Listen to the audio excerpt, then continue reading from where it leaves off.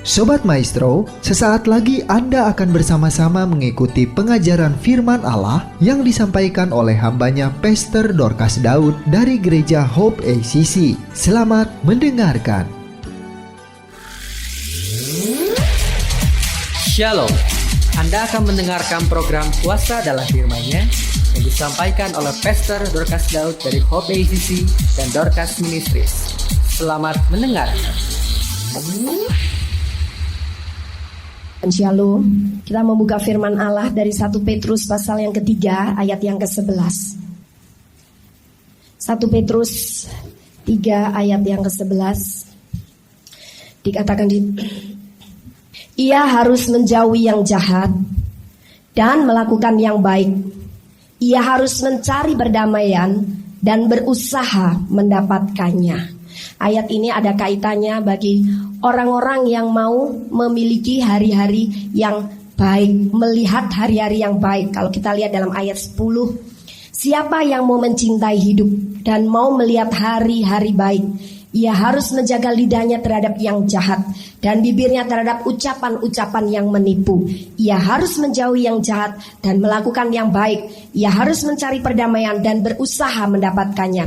Sebab mata Tuhan tertuju kepada orang-orang benar dan telinganya kepada permohonan mereka yang minta tolong. Tetapi wajah Tuhan menentang orang-orang yang berbuat jahat. Dari ayat 11 yang menarik adalah harus mencari perdamaian. Ternyata damai itu dicari oleh semua orang karena setiap orang ingin melihat hari-hari yang baik, ingin merasakan hari-hari yang baik. Begitu butuhnya manusia itu akan perasaan damai. Sampai orang-orang yang belum mengenal Yesus Kristus, mereka mencari damai siang dan malam. Sampai kadang-kadang mereka tidak sadar bahwa mereka mencari damai melalui kuasa-kuasa kegelapan dengan berbagai syarat. Tidak boleh makan, tidak boleh minum, harus menyepi, harus semedi, harus meditasi, harus menyiksa diri dengan ini dan itu. Semuanya tujuannya hanya untuk mencari damai. Karena manusia di atas muka bumi semua tidak memiliki damai. Nah, tapi ternyata damai itu memang harus dikejar. Damai itu harus diusahakan. Damai itu harus dicari. Nah, puji Tuhan, ternyata damai yang dibutuhkan oleh setiap manusia di atas muka bumi itu, bagi kita yang sudah percaya kepada Yesus Kristus dan mengakui Dia sebagai Tuhan dan Juru Selamat pribadi kita, tidak perlu susah-susah mencarinya. Sampai harus ke gunung ini, ke gunung itu, ke paranormal ini, paranormal itu, pergi ke orang pandai ini, orang pandai itu, kepada penasihat ini, penasihat itu. Tidak perlu. Karena di dalam Yesus Kristus ada damai itu sendiri. Dalam Yohanes 14 ayat yang ke-27. Yohanes pasal 14 ayat 27. Dikatakan di situ, damai sejahtera ku tinggalkan bagimu, damai sejahtera ku berikan kepadamu, dan apa yang ku berikan tidak seperti yang diberikan oleh dunia kepadamu. Janganlah gelisah dan gentar hatimu. Nah, jelas sekali bahwa Yesus tahu yang dibutuhkan oleh manusia adalah damai. Itu sebabnya sebelum Dia naik ke surga duduk di sebelah kanan Allah Bapa, Yesus meninggalkan damai sejahteranya bagi setiap orang percaya. Damai sejahtera yang ditinggalkan Yesus adalah damai sejahtera yang dimilikinya sendiri. Karena kalau damai sejahtera yang diberikan kepada mereka bukan damai sejahtera yang dimilikinya, bukan damai sejahtera yang sempurna, tapi damai sejahtera yang semu, damai yang tergantung kepada keadaan dan situasi serta kondisi. Kalau situasi, kondisi sedang baik, sedang nyaman, sedang bagus, ada damai sejahtera. Itu bukan damai sejahtera yang dari Yesus. Dan Yesus tahu perlu damai sejahtera aku sendiri yang kutinggalkan kepada mereka. Sebab damai sejahtera yang kutinggalkan kepada mereka adalah damai sejahtera milikku sendiri. Itu yang membuat mereka punya hati yang kuat, senantiasa di dalam sukacita.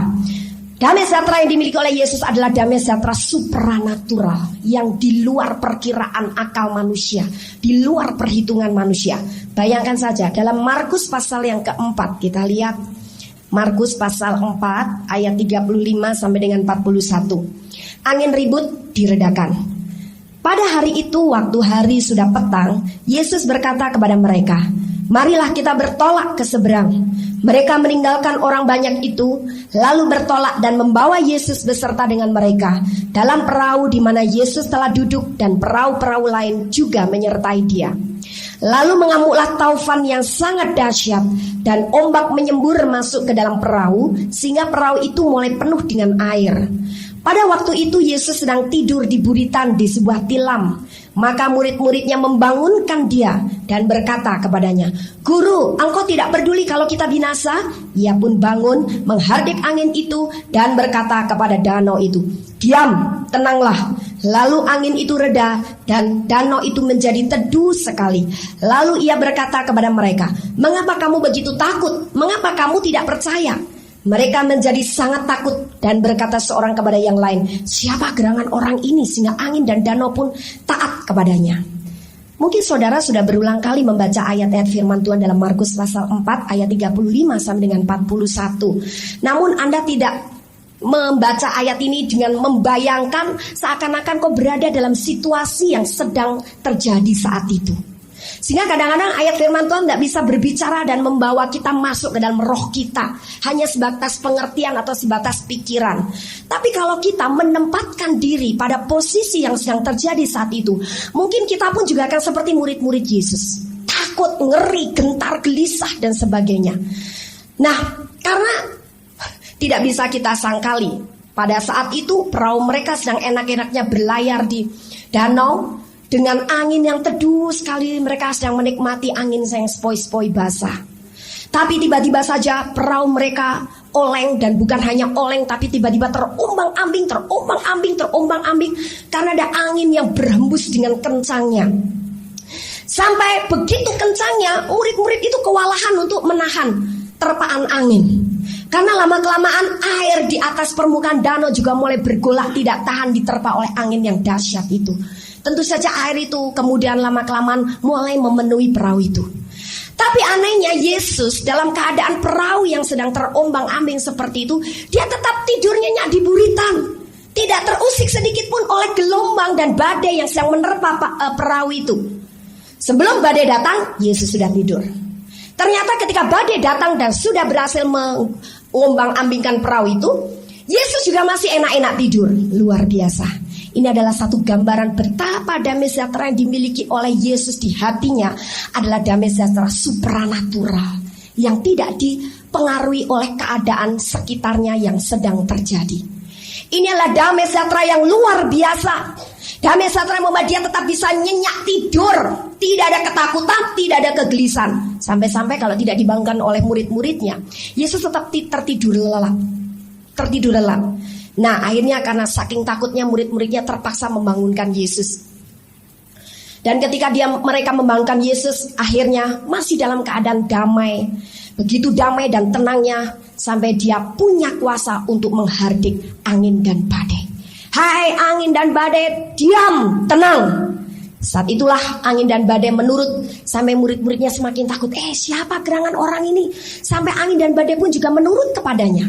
Saudara, alam sampai menurut kepada perkataan Yesus. Berarti perkataan Yesus ada kuasa yang luar biasa menguasai seluruh alam dan seisinya.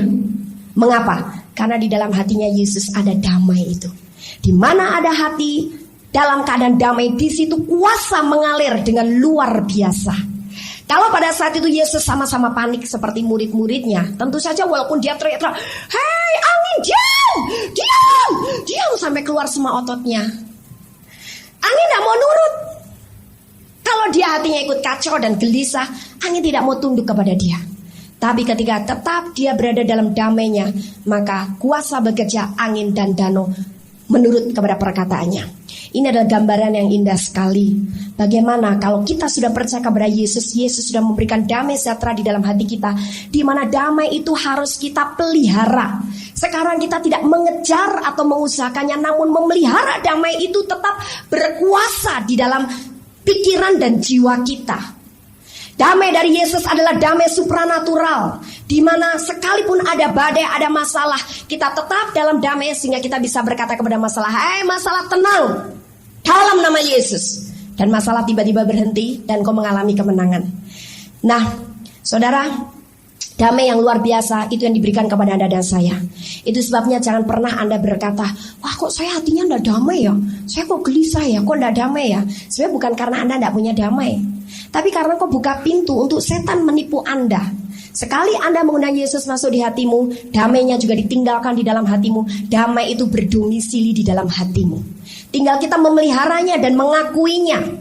Sehingga dalam kehidupan kita sehari-hari, ada problem rumah tangga, ada problem pekerjaan, ada problem anak, ada problem keuangan, ada problem sakit penyakit, atau bahkan mungkin ada problem pelayanan, engkau tetap dipelihara dalam damai.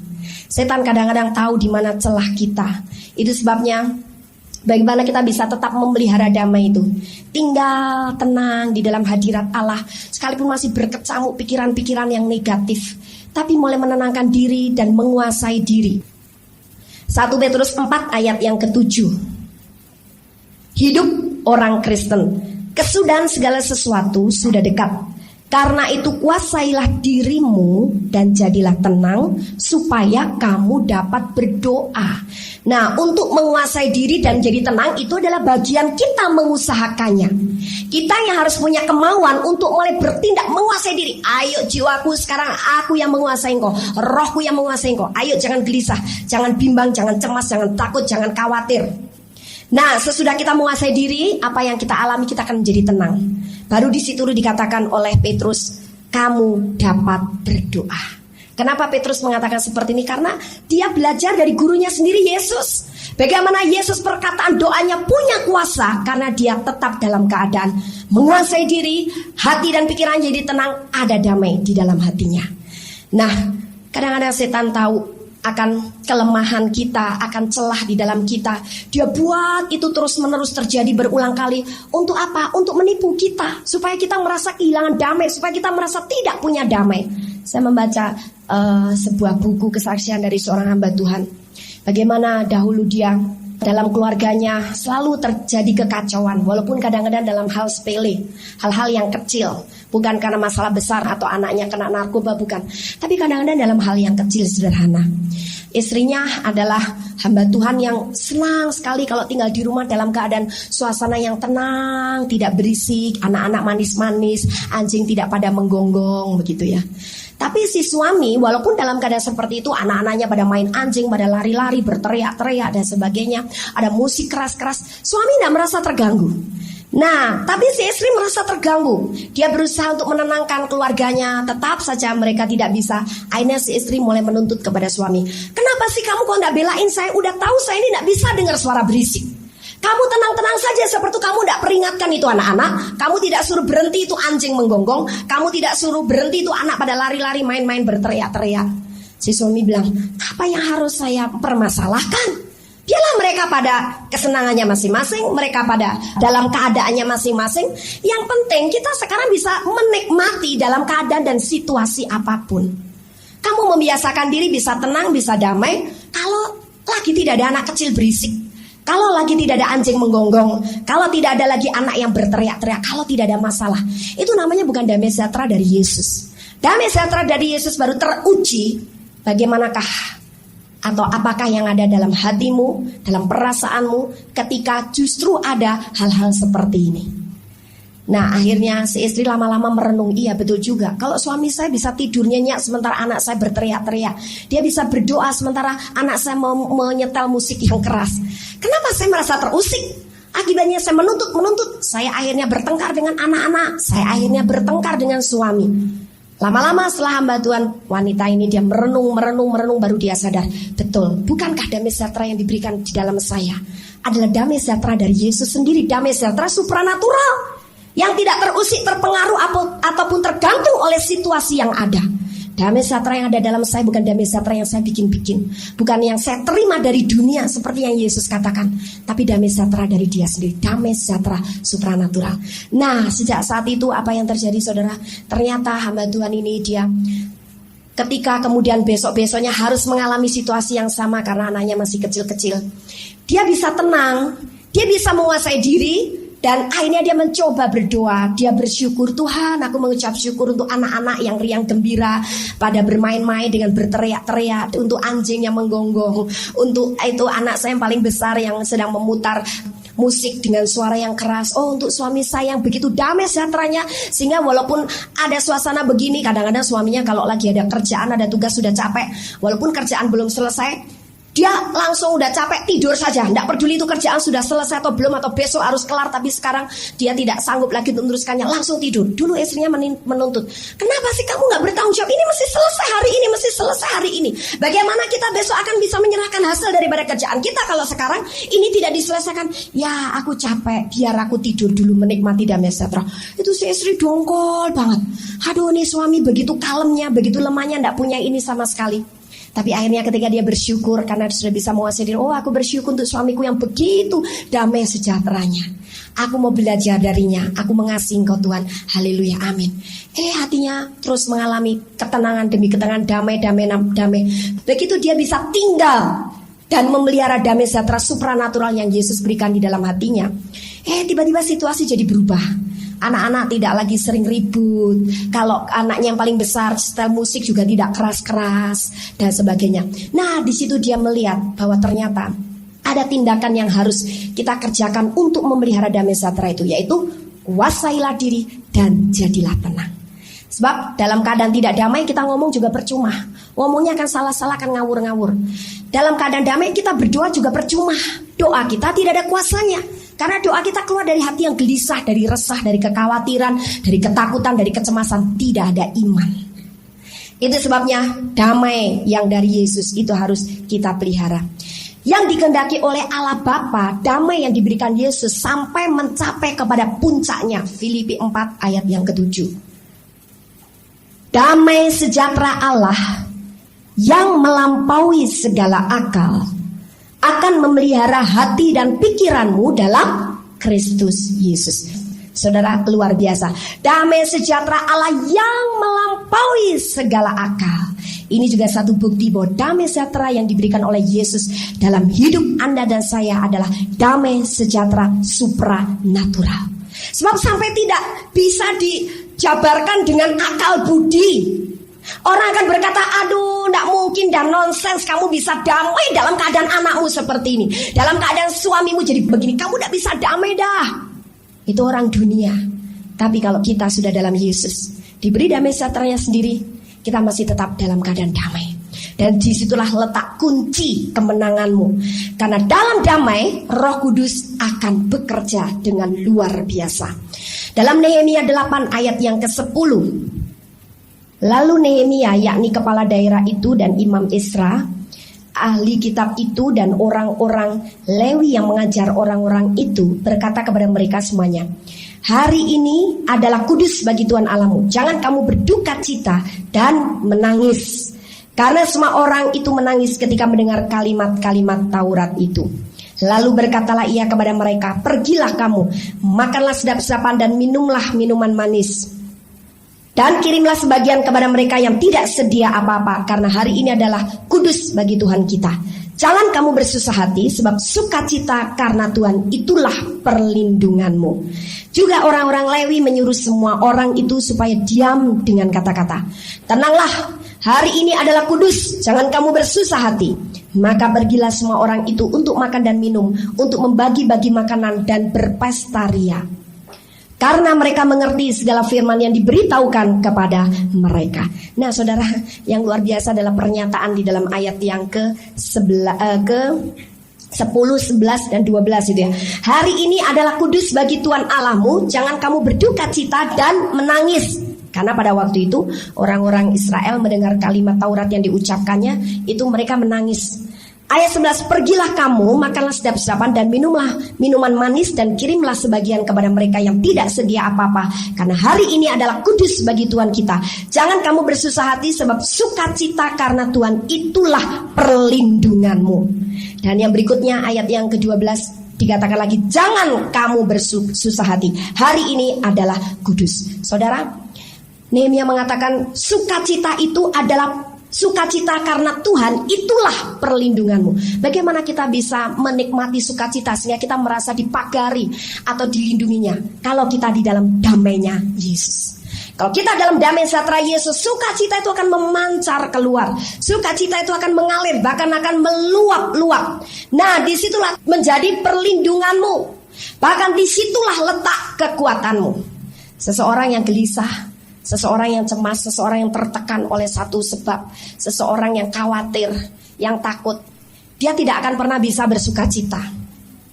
Itu sebabnya jiwanya semakin rapuh, pikirannya semakin kalut, semakin kacau dan sebagainya. Dan akibatnya dia merasa kehilangan damai sejahtera itu. Saudara, saya sudah 2 kali bertemu dengan orang-orang yang dulunya dipakai Tuhan dengan luar biasa. Tapi ternyata justru di penghujung akhir zaman ini saya melihat orang-orang ini, aduh kok jadi begitu hidupnya. Saya sedih. Terus terang saya merasa sedih, roh saya merasa sedih. Apalagi kalau saya tahu masa lalunya. Saya pernah bersaksi bagaimana seorang ibu yang dulu dipakai Tuhan, melayani Tuhan. Dialah pencipta pujian Bapa surgawi, ajarku mengenal betapa dalamnya kasih-Mu. Tiba-tiba sekarang mukanya udah kusut, kuyut, tua begitu, matanya sembab, kelihatan banyak nangis. Saya kaget. Dia enggak pangling dengan saya, tapi saya yang pangling dengan dia.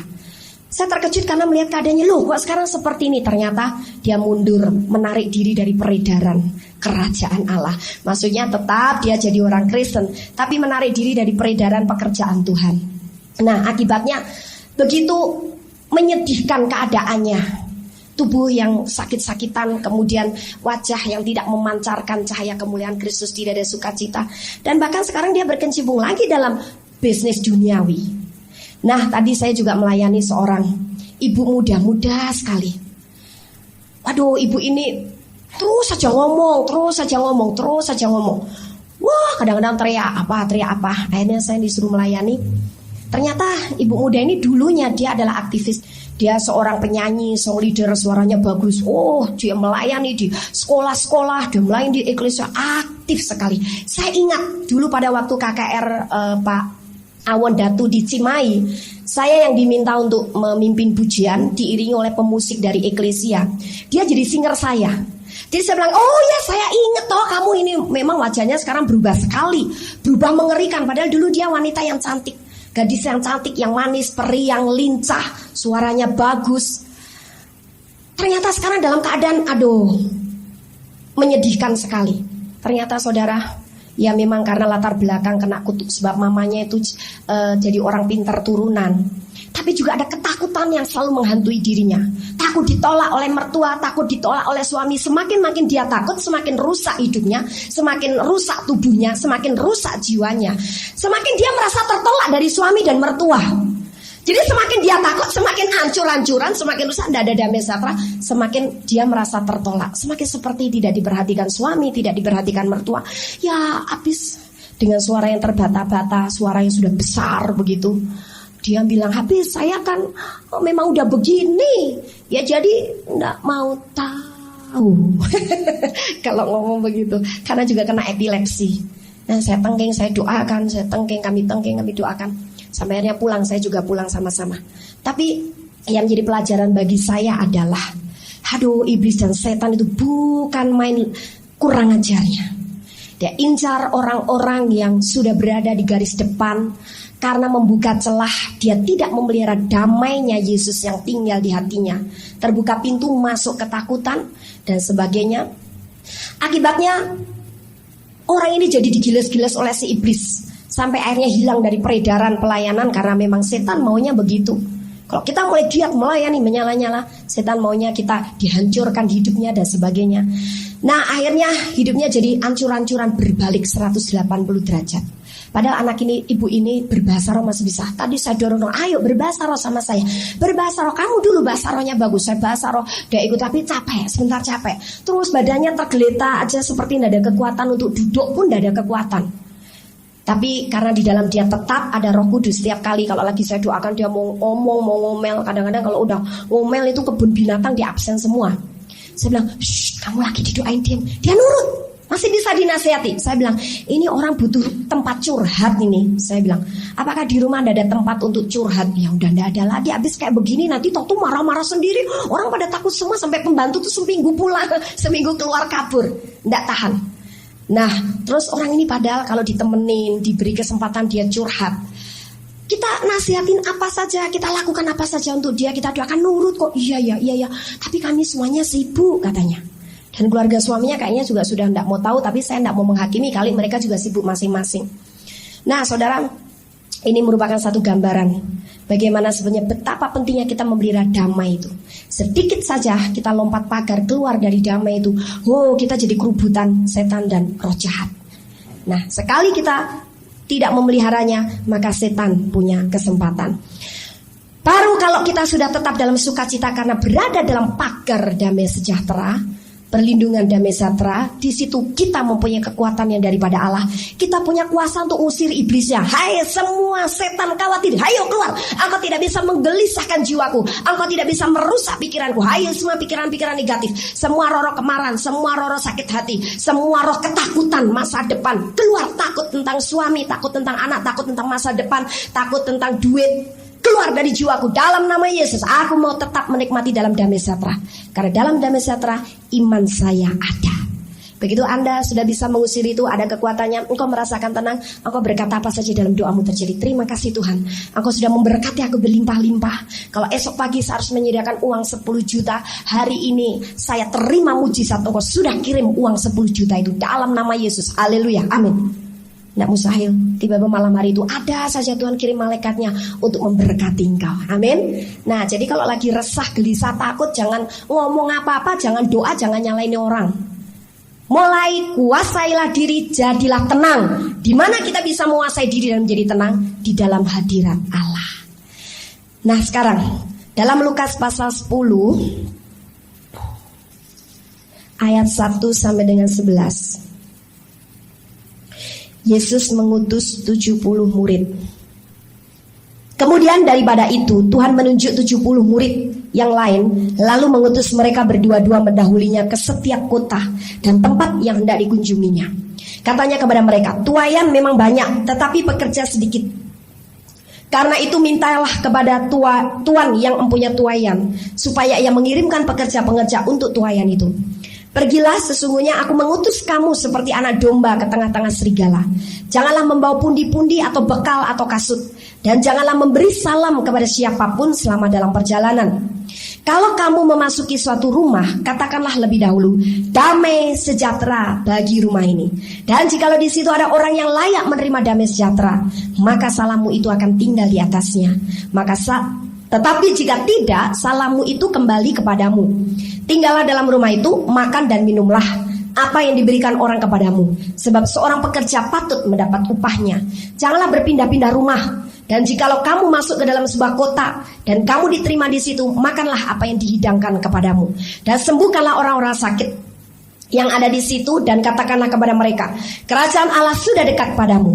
Tetapi jikalau kamu masuk ke dalam sebuah kota dan kamu tidak diterima di situ, pergilah ke jalan-jalan raya kota itu dan serukanlah juga debu kotamu yang melekat pada kaki kami kebaskan di depanmu. Tetapi ketahuilah ini, kerajaan Allah sudah dekat. Aku berkata kepadamu, pada hari itu Sodom dan akan lebih ringan tanggungannya daripada kota itu. Nah saudara, ini adalah pesan daripada Yesus ketika dia mengutus 70 muridnya untuk pergi berdua-dua menyembuhkan orang sakit dan mengusir setan-setan. Satu hal yang menarik daripada pesan Yesus untuk murid-muridnya adalah, katakanlah damai sejahtera bagi rumah ini. Setiap mereka sampai di satu kota atau bahkan sampai di sebuah rumah, mereka harus mengucapkan damai sejahtera, shalom. Kalau di antara mereka ada yang mau menerima damai sejahtera itu, nah kamu tetap tinggal di situ. Kalau mereka kasih makan, kasih minum, jangan pindah-pindah rumah, makan di situ. Tapi kalau satu kota atau satu tempat tidak layak menerima damaimu, bahkan mereka menolak kamu, kebaskanlah debu kota itu dari kakimu. Biar kota itu menanggung tanggungannya, menanggung hukumannya, ya tanggungannya lebih daripada Sodom. Karena Sodom dikatakan akan lebih ringan tanggungannya daripada kota itu. Apa yang dimaksud oleh Yesus? Artinya di sini adalah, bagaimana kamu akan bisa mengalirkan kuasa dan menyembuhkan orang sakit dan mengusir setan-setan kalau mereka tidak menerima damaimu, shalommu. Karena kalau mereka tidak menerima damaimu, shalommu, tidak menerima engkau, maka kuasa Roh Kudus juga ditolak oleh mereka, tidak akan terjadi mujizat. Itu sebabnya pengetesan pertama, mereka terima engkau atau tidak, damai sejahteramu harus kamu lepaskan di sana. Kalau mereka tidak suka menerima engkau, mereka syak, mereka curiga, mereka gelisah, mereka resah, mereka tidak senang kamu bertandang ke rumahnya untuk melayani mereka atau tinggal di kotanya, datang ke kotanya. Pasti mereka tidak di dalam damai sejahtera. Udah tinggalkan aja kota itu, jangan ngotot. Bahkan kebaskan debu kota itu supaya kamu tidak ikut menanggung akibatnya. daripada penolakan kota ini. Nah saudara, ini merupakan pelajaran dari Tuhan Yesus betapa pentingnya damai sejahtera di dalam setiap anak Allah. Karena kunci daripada keberhasilan kuasa Allah bekerja adalah di dalam damai sejahtera. Damai sejahtera erat kaitannya dengan kuasa Allah. Jadi kalau tidak ada damai, percuma kamu walaupun berlama-lama di situ, sampai kamu membujuk-bujuk, sampai kamu nangis-nangis ibaratnya supaya mereka mau didoakan, supaya mereka mau menerima kamu, percuma. Karena mereka sudah menolak engkau, mereka tidak di dalam damai sejahteramu. Roh Kudus sedang bekerja di hati yang penuh dengan damai sejahtera. Itu sebabnya dalam Matius pasal 6 ayat yang ke-34. Sebab itu janganlah kamu khawatir akan hari besok, karena hari besok mempunyai kesusahannya sendiri. Kesusahan sehari cukuplah untuk sehari. Ini musuh yang paling utama daripada damai sejahtera, itu adalah khawatir. Sekalipun engkau sudah menerima damai sejahtera supranatural dari Yesus, tapi kalau engkau buka pintu untuk kekhawatiran, engkau keluar daripada perlindungan Allah. Engkau tidak memiliki kekuatan Allah, engkau kehilangan sukacita. Itu sebabnya jangan kamu khawatir tentang apapun juga, tentang hari esok, karena hari esok ada kesusahan sendiri. Percuma kamu dengan khawatirmu juga tidak bisa menambah sehasta dalam kehidupanmu. Kamu tidak bisa mengubahkan apa-apa, kamu tidak bisa melakukan apa-apa. Itu sebabnya jangan khawatir. Ini adalah musuh utama. Bagaimana supaya kita bisa tidak khawatir? Cari kerajaan Allah dan kebenarannya.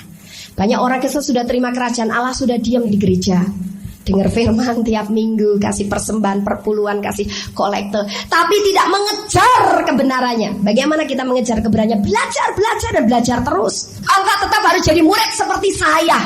Saya juga murid. Saya terus bekerja. Saya terus juga belajar dan belajar. Nah, padahal mencari kebenaran itu justru kuncinya. Kerajaan Allah kita terima, kita dapatkan gampang. Begitu kita dengar Injil, kita langsung mengakui Yesus jadi Tuhan dan Juru Selamat kita sudah dapat kerajaan Allah. Kita dilahirkan dari air dan roh, kita dibaptis, undang Yesus masuk di hati, dibaptis air, sudah terima kerajaan Allah. Tapi sekarang untuk menerima segala-galanya yang mau ditambahkan kepada kita itulah, untuk hari esok, untuk hari sekarang dan sebagainya, itu perlu kita usahakan dengan mencari kebenarannya. Kebenaran hanya kita bisa peroleh kalau kita mau belajar. Jadi murid, rendahkanlah hatimu untuk tetap jadi murid sampai sama seperti gurunya. Gurumu yang orisinil adalah Yesus.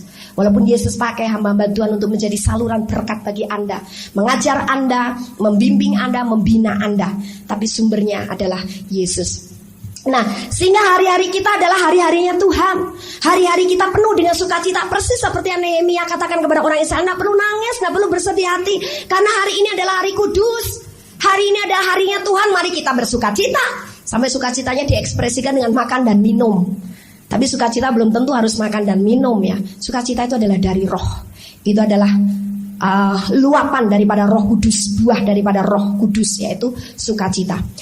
Jangan khawatir tentang apapun juga atau hari besok, karena hari besok itu mempunyai kesusahan sendiri. Sekalipun hari besok punya kesusahan sendiri, jangan khawatir juga, jangan takut juga kalau besok tidak bisa memecahkannya.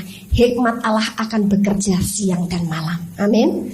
Tapi bagaimana hikmat roh juga bekerja kepada kita untuk mengatasi setiap problema kalau kita dalam keadaan damai sejahtera.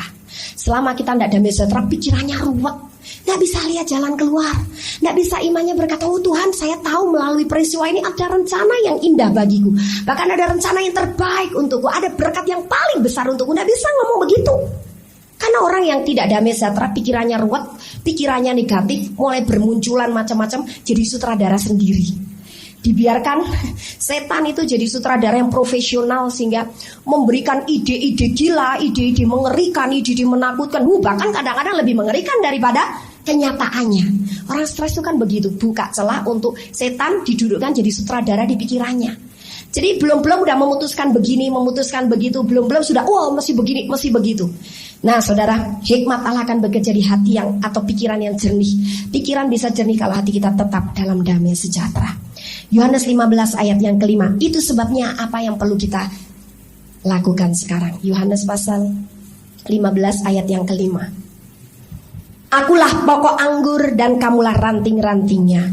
Barang siapa tinggal di dalam aku dan aku di dalam dia, ia berbuah banyak. Sebab di luar aku kamu tidak dapat berbuat apa-apa.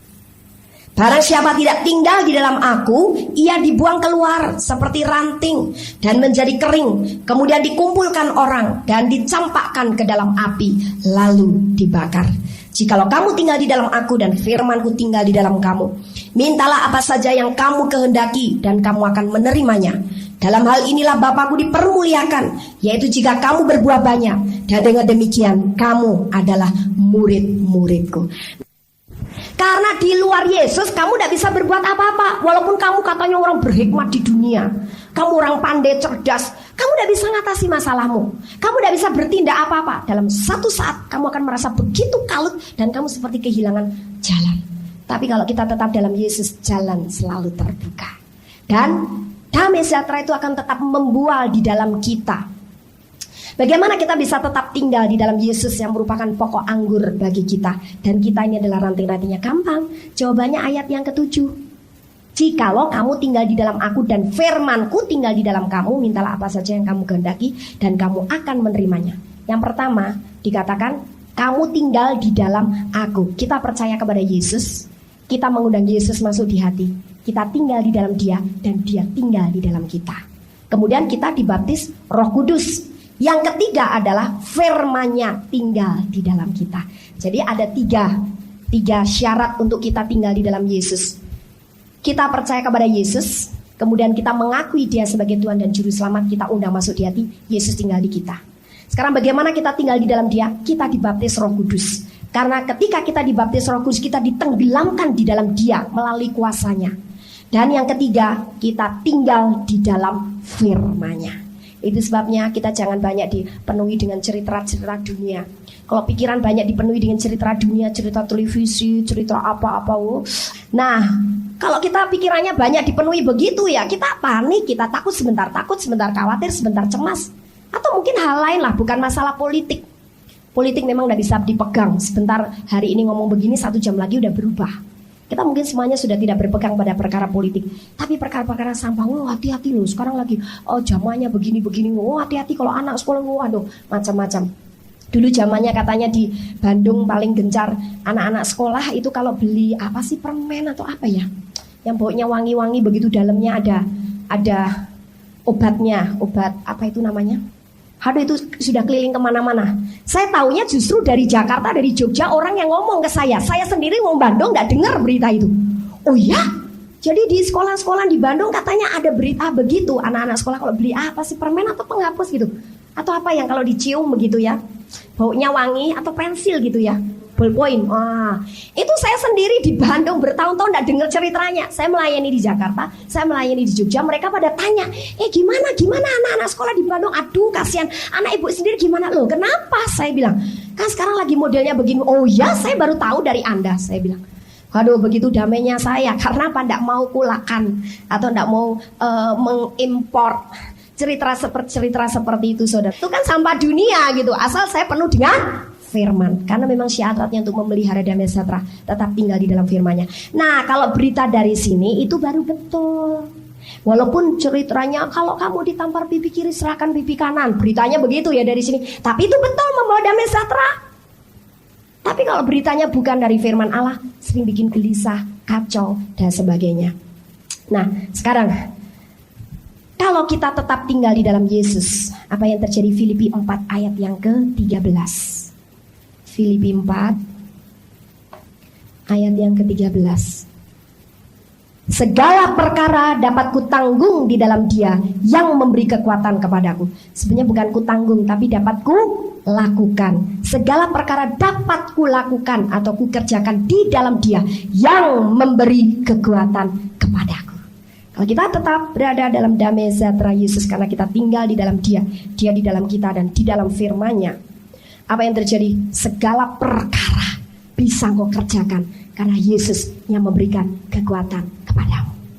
Sekali lagi, ini adalah berita baik yang luar biasa. Engkau akan menerima kekuatan yang baru daripada Dia kalau engkau di dalam damai sejahteranya. Nah, jadi apapun yang sedang kau hadapi, tantangan, kesulitan, engkau bisa melakukannya, engkau bisa menyelesaikannya, karena Dia memberikan kekuatan kepadamu. Efesus 6 ayat yang ke-10. Efesus 6 ayat yang ke-10. Akhirnya hendaklah kamu kuat di dalam Tuhan, di dalam kekuatan kuasa-Nya. Yang dikehendaki oleh Dia adalah kita kuat di dalam Tuhan, yaitu di dalam kekuatan kuasa-Nya. Orang yang tidak di dalam damai sejahtera dia rapuh jiwanya, karena pikirannya lelah, fisiknya juga menjadi rapuh. Tapi kalau dia dalam damai sejahtera, dia menjadi kuat. Bahkan dia di dalam kekuatan kuasa-Nya. Kuasa urapan Roh Kudus dalam dirinya juga semakin kuat dan semakin dahsyat. Syarat yang kedua sesudah kita tetap tinggal di dalam Yesus tadi adalah Yohanes 15 ayat yang ke-7. Yohanes 15 ayat yang ke-7. Jikalau kamu tinggal di dalam aku dan firmanku tinggal di dalam kamu, mintalah apa saja yang kamu kehendaki dan kamu akan menerimanya. Dalam hal inilah Bapakku dipermuliakan, yaitu jika kamu berbuat banyak, dan dengan demikian kamu adalah murid-muridku. Masih ayat yang sama yang tadi kita baca, namun dengan pengertian yang berbeda, yaitu jikalau kamu tinggal di dalam aku dan firmanku tinggal di dalam kamu. Itu adalah posisi Anda yang sesungguhnya sebagai anak Allah. Kalau engkau tetap mau dalam damai sejahteranya, jangan tinggalkan posisi itu. Posisi dalam Yesus berarti posisi yang jauh lebih tinggi dari tempat tinggalnya setan-setan dan roh jahat, dan bahkan masalah dan persoalan di dunia ini. Sekali engkau meluncur turun ke bawah, engkau tidak di dalam Yesus, engkau meninggalkan posisimu, engkau diganyang oleh si iblis. Mulai ada kekhawatiran, mulai ada ketakutan, mulai ada keresahan, mulai ada kegelisahan, mulai engkau merasa seperti kehilangan damai sejahtera. Nah, sekali engkau didudukkan di posisi yang benar seperti itu, tetap bertahan tinggal di situ. Supaya apa? Supaya kita tetap mempunyai kekuatan kuasa-Nya yang luar biasa. Saya beberapa hari yang lalu menelepon kepada beberapa orang yang tinggal di Bogor. Karena saya punya beban untuk orang-orang Bogor. Saya beberapa kali diundang untuk KKR di Bogor. Tapi karena waktu terbatas, setiap kali ketika saya ajak nyembah orang pada manifestasi, apalagi kalau sudah saya mengundang mereka maju ke depan, aduh banyak orang punya masalah bermanifestasi, tapi segera dihentikan karena tempat itu mau dipakai untuk yang lain. Jadi di situ ada beberapa gereja yang pakai tempat itu, terus berurutan begitu, belum kadang-kadang disewa untuk pengantinan juga. Jadi lagi manifestasi, yang kemarin tuh terakhir hari Minggu itu lagi manifestasi sampai terus ibu tuh lagi nangis, satunya lagi peluk saya sama bapak pendetanya yang undang GKKB. Aduh Bu, ini sayang ya waktunya, gimana Bu? Aduh waktunya ini pengantinan jam 2, waktu itu sudah 12:30. Pengantinan jam 2 Bu, sudah harus masuk ke sini. Jadi kita hentikan tiap kali begitu. Aduh rasanya mepet sekali, sedangkan mereka tuh banyak punya masalah di Bogor itu, dan banyaknya orang-orang gila, stres yang kadang-kadang abnormal gitu ya. Ngacai gitu di mana-mana. Kadang-kadang mereka pada telepon ke Jakarta, saya enggak punya waktu. Jadi saya rasanya terbeban. Aduh, ini mereka betul-betul membutuhkan. Bagaimana mereka bisa bangkit, bekerja di dalam alam roh, mereka bisa mengatasi masalahnya, bahkan mereka bisa menolong orang lain. Sekarang mereka menghadapi masalah aja sampai stres-stres begitu. Sampai saya pulang tuh digondelin. Aduh Bu, gimana? Aduh, jebis gimana tempatnya mau dipakai? Itu berkali-kali saya menghadapi begitu. Jadi akhirnya saya share dengan Pak Andes, Pak gimana Pak, saya punya beban apalagi tadi begini-begini, ayo kita bikin satu seminar di sana. Ternyata memang mereka sudah mau sekali dan berkali-kali tanya, apa dong kami diajarkan, kami diajar jangan Jakarta terus. Nah jadi akhirnya mau bikin seminar dunia roh di Jakarta, di Bogor. Tempat sudah ada yang kerja RDSB Annex. Nah terus semuanya sudah oke, tinggal sekarang tempat pendaftaran. Saya minta daftar-daftar peserta seminar dari Bogor atau KPP Bogor, tak hubungin begitu beberapa orang. Kira-kira roh saya tergerak, dapat beberapa nama untuk jadi tempat pendaftaran. Nah saya telepon kepada satu orang ibu. Saya sebenarnya tidak tahu bahwa ibu itu namanya itu gitu. Jadi ketika saya telepon, oh ternyata si ibu ini, apa ibu yang dulu datang ke flat saya, yang dulu terus omong terus itu. Saya bilang, maaf Bu ya, ibu yang ngomong, oh ya betul, karena waktu itu saya gelisah sekali, jadi mulut saya tidak bisa direm katanya. Jadi kalau rupanya orang gelisah tuh mulutnya pengen ngomong terus gitu loh. Itu orang kelihatan terkeciri lagi stres atau lagi gelisah, jadi pengen ngomong terus. Oh ya gimana? Kok sekarang tuh terima telepon, ngomong di telepon tenang begitu loh. Jadi saya ngomong begini, dia juga nanggapi dengan baik apa-apa. Saya bilang, wah ibu kok tenang sekali sekarang, gimana Bu? Aduh puji Tuhan, sejak saya datang terakhir di flat ibu dengan suami saya itu, terus ibu doakan suami saya berubah. Tapi saya sendiri juga berubah. Gimana berubahnya, Bu? Tiba-tiba saya sadar dengan ibu yang bilang begini, Bu, ibu dalam keadaan panik begini nggak bisa mendoakan suami. Semakin ibu panik, ibu menuntut kepada suami untuk berubah, bertobat, mau melayani Tuhan dan sebagainya. Semakin ngotot suaminya, semakin mengeraskan hati. Akhirnya terjadi keributan. Nah, jadi suami istri ribut terus. Jadi ibu sekarang tenangkan diri. Dalam keadaan tenang, ibu bisa berdoa peperangan rohani untuk suami, mendoakan suami supaya dia mau dipenuhi Roh Kudus, ya tinggalkan roh-roh dunia dan sebagainya. Pasti doa ibu berhasil.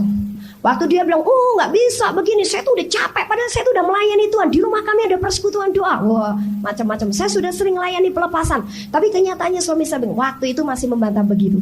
Tapi rupanya karena dalam diri ibu ini sudah ada Roh Kudus tidak akan pernah tinggal diam setiap ada taburan firman Allah. Amin. Jadi walaupun mungkin ada yang dengar firman sambil ngantuk gitu ya, sambil mikir-mikir, aduh ini capek nih dengar firman, kapan firmannya berhenti gitu.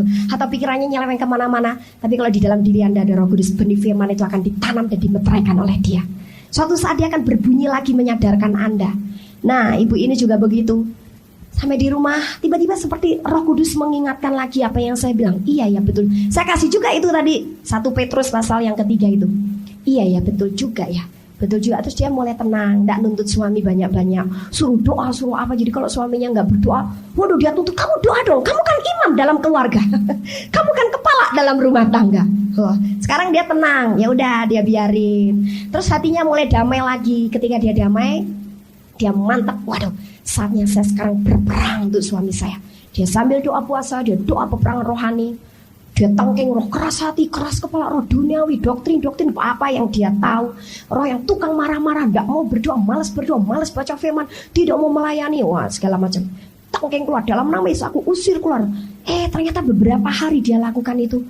Kok suaminya tiba-tiba terus sebelum berangkat ke kantor ambil Alkitab dia baca dulu. Nanti kalau malam mau tidur doa, tadinya doanya sendiri, tapi lama-lama ajak istrinya mau berdoa. Terus ketika di rumahnya ada persekutuan doa, tadinya si suami kabur. Tahu-tahu dia duduk ikut di situ, ikut muji Tuhan. Tadinya baru ikut muji Tuhan. Lama-lama terus ada firman, dia tetap duduk di situ mau dengarkan firman.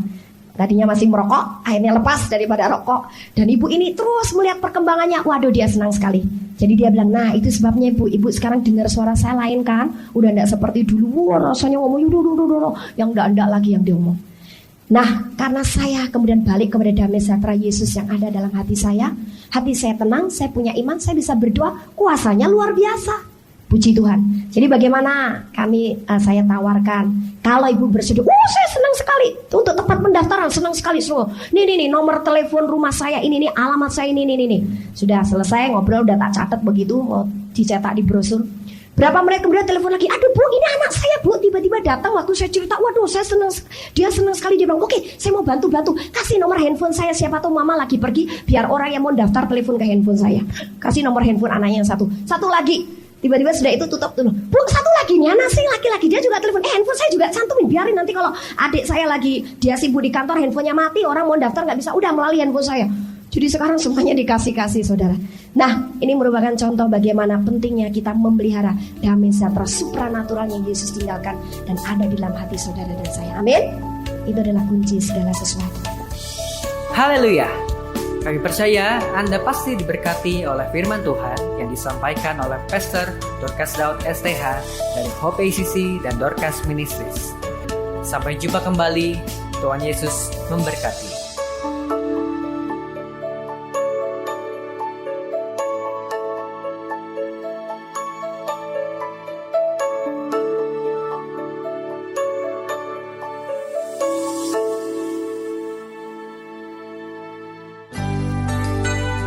Demikianlah firman Tuhan yang berkuasa telah kita dengar bersama-sama. Dan kami percaya Anda sangat diberkati. Bagi yang membutuhkan pertumbuhan iman dan pelayanan lebih lanjut, Anda dapat menghubungi kami dan beribadah bersama dengan kami setiap hari Minggu di Gereja Hope ACC di ACC Center, Jalan Mekar Utama, nomor 31, lantai 3 Kompleks Mekarwangi, Bandung. Pada jam 8.30. Ada kebaktian anak-anak pada jam yang sama. Ikuti juga Breakthrough Prayer setiap Jumat jam 18.30. Jika Anda membutuhkan dukungan doa, Anda dapat mengirimkan SMS ke nomor 0822 2703 0006 Tuhan memberkati.